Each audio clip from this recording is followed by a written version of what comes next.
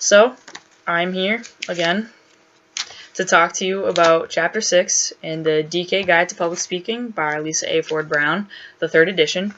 I am highlighting 6.1. What are the parts of an outline? There's 4 parts. There's the introduction, the body of the speech, the conclusion, and the source page.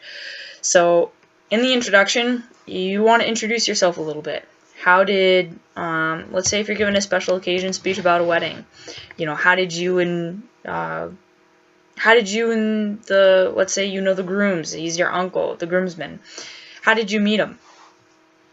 You had to. Or if it's your best friend, how did you meet your best friend? There's a lot of different ways to go into an introduction. If you're talking about your job and you're giving a big speech about an award, how did you stumble upon your job? Was it through a friend? Did you happen to apply for it online? You got called in for an interview? And then there's the body of the speech. The body of the speech is what holds it all together. So,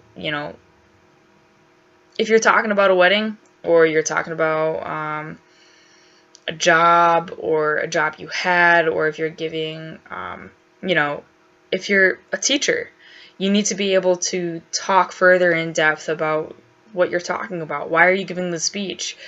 You need to be able to back that up. You need to be able to back up everything in the speech.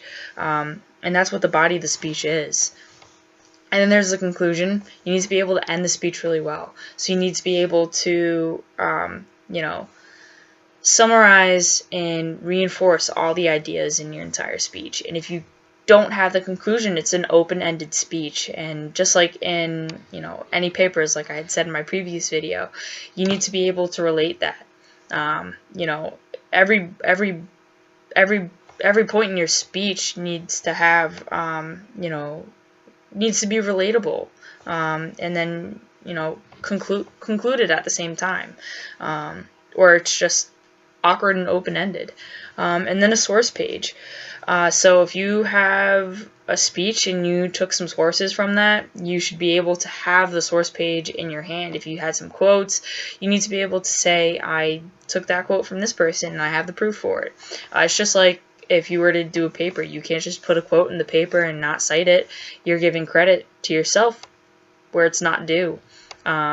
So having a source page in front of you to back up any quotes that you had said is really important so you don't get caught for plagiarism, which is a very big deal. And even as a college student, I don't dare touch that subject.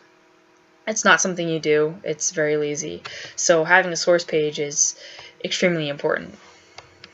So that's all I have for you today for Chapter 6.1. I would encourage you to look at all the videos before this on Chapters 1 through 5. A lot of the topics I pull are really important, and I hope that the viewers watching really take all this in. Alrighty, see you in my next video.